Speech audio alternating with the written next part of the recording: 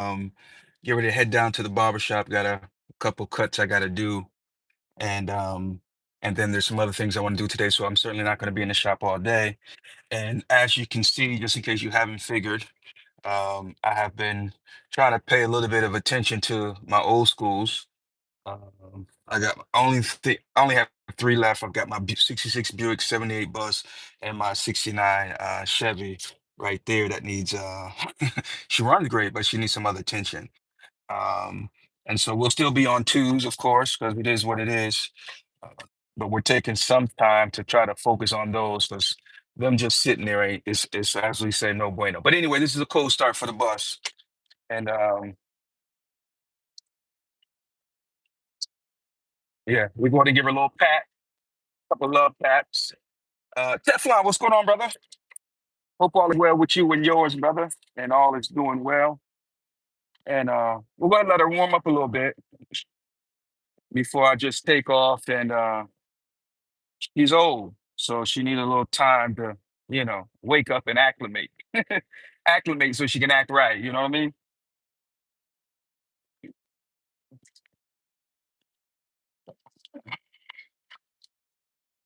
Hopefully, you guys are doing well on this morning. We don't have anything deep and provide. Excuse me. We don't have anything deep and profound to talk about or discuss this morning. I just want to hop on and show some love to my folks, and while at the same time trying to keep the algorithm alive. If you understand what I'm saying.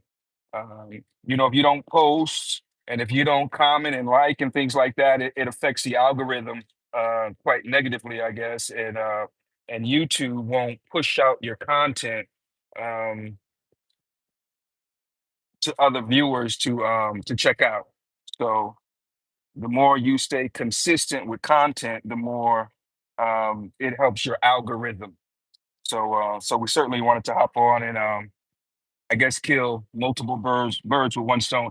Today here in the Carolinas and Statesville specifically, they're having Pumpkin Fest downtown Statesville. So after I finish at the barber shop, I'll slide through there and see what's going on. They've got a couple of events going on in Charlotte today.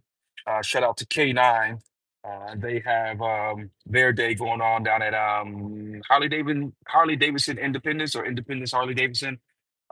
So we're gonna see if we can squeeze that in.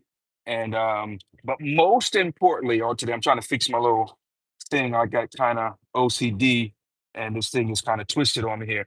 But most importantly, don't let me get it twisted and forget there is a gymnastics meet that I've got to go to. My grandbaby, she's doing gymnastics, guys, gymnastics, and so they have a I don't know if it's a competition, a meet, or whatever it is, but she's got that going on today. So we're gonna slide through there and see her do her thing. I talked to my son last night, and I said, what she gonna be what she gonna be doing? He said, I don't know, Dad. They're gonna be tumbling, I guess. She ain't but 4 years old, so she ain't out there ready to do a bunch of flips and stuff like that. So at that young age, I guess they do their tumbling and everything. So for those of you who might be inquiring, this is, as I said earlier, 78 Volkswagen Westphalia, which is the camper bus. Um, and it hasn't been camped in a whole lot. I can count on one hand the amount of times I've literally taken it out and camped in it.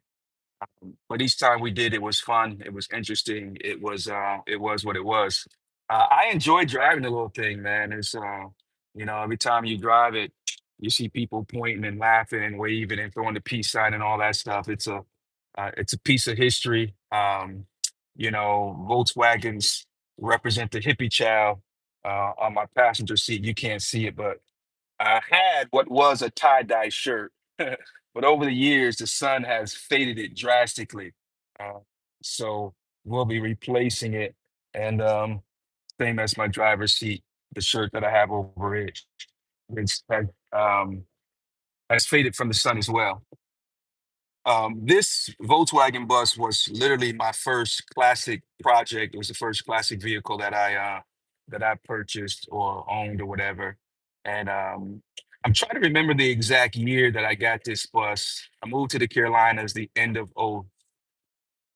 '03, December of '03. Um, let's see here. I purchased this when I was on Claude Felter.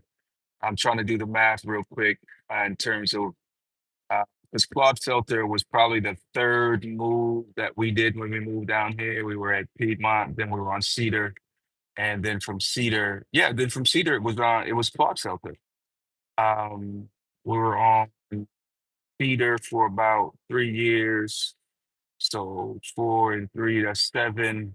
Um, so I'm gonna say it was probably about '08 that I got this old bus, and so we've had it ever since.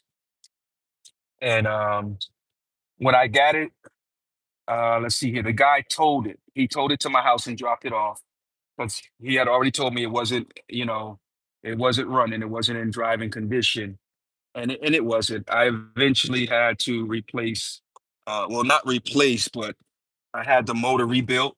Guy out in Lexington, North Carolina, he rebuilt it for me.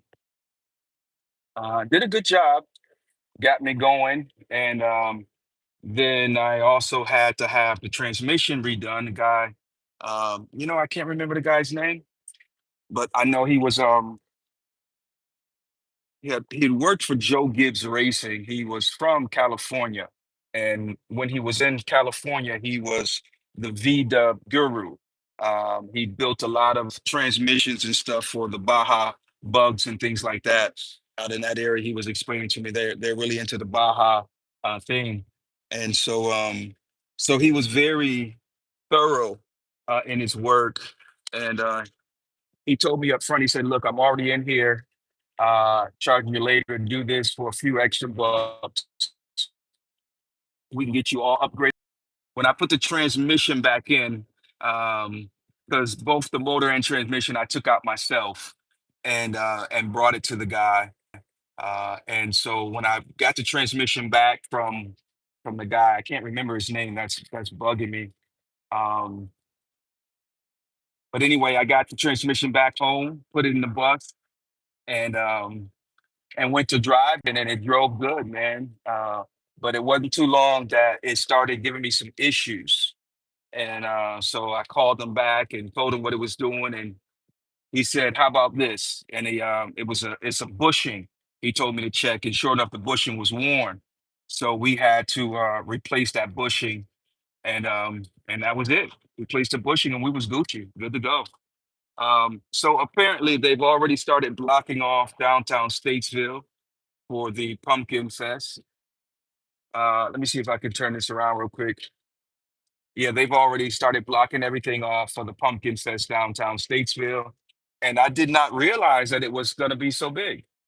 I know yesterday they were out and about marking different parking spaces and things like that for the vendors so that the vendors would know their spot, numbering them and stuff like that. So as you can see, folks are already getting ready to head on down and check out the festivities. Let me see if we take a right here and see if we can.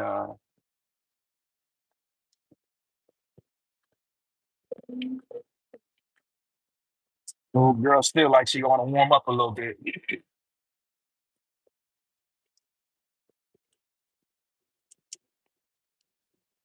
Uh-oh. She actually act like she about to run out of gas on me.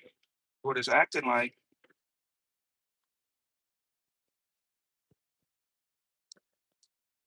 Yeah.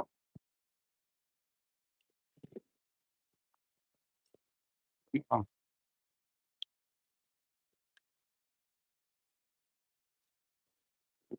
Did I tell you guys that my gas gauge doesn't work? And so I'm gonna pull over here. I'm gonna coast right here to this gas station and fuel up, throw some money in here real quick. And hopefully that takes care of it. Takes care of the issues. So let me see what we got here. All right, ladies and gentlemen, let me see what's going on here because I didn't like that at all. So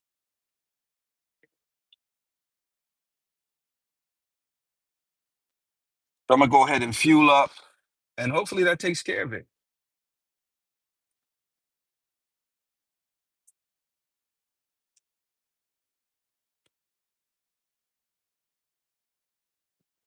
I don't know. I don't know.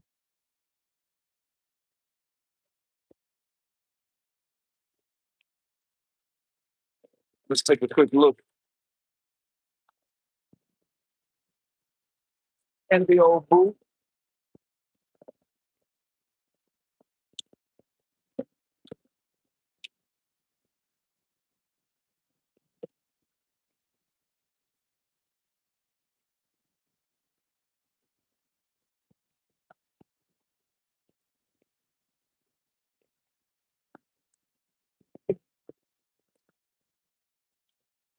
I don't know. Maybe I need to change that filter, the air filter. I'm still gonna go ahead and pop some fuel in here. All right, guys. I'm gonna talk to you guys soon. I'll let you know what happened.